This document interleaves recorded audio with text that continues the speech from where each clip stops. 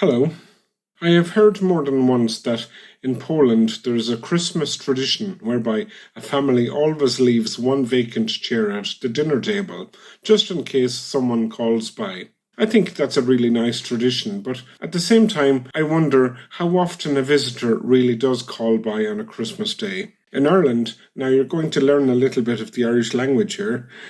In Ireland, we once had a reputation for the Céad Míle Fáilte. That means the 100,000 welcomes. Certainly, in my own country, welcome and hospitality has died out, even in the rural areas. I'm not entirely surprised by unbelievers letting our traditions slip, but I have become quite disappointed by people who identify as Christians. Hebrews 13 tells us, "Do not forget to show hospitality to strangers, for by so doing, some people have shown hospitality to angels without knowing it." Never mind strangers. Some of you have a problem with brethren calling to your door. My own dad wouldn't pass the door when he was in your area, but he'd call in. That was normal in his day, and to me, it's still normal.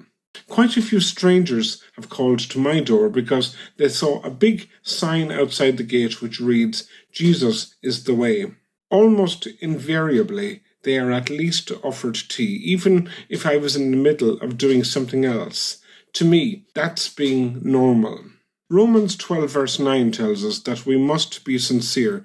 So if you do bring somebody in, be happy that they called. They will know if they're unwelcome and if you're smiling through gritted teeth at their presence. And if they pick up that vibe, they won't want to come to your house again. Is that what you want? If we demonstrate this attitude as hosts, how does it reflect on our faith? A cousin of mine married a Syrian woman. She's a Muslim and a practicing one. When I was at their home, before I knew it, dinner was on the table and I was treated as family.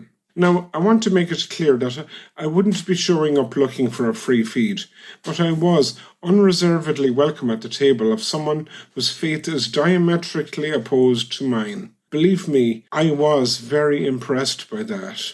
If a fellow believer whom you know is causing an inconvenience by showing at your door, how would you respond to an angel calling by? If you have an inhospitable attitude, and believe me, many Christians do, you should remember that there was no room for Mary and Joseph at the inn either. Jesus said, and he said this in Revelation 3, "Behold, I stand at the door and knock. I will come in and eat with that person, and they with me." It's worthy of note that he said that to the church in Laodicea.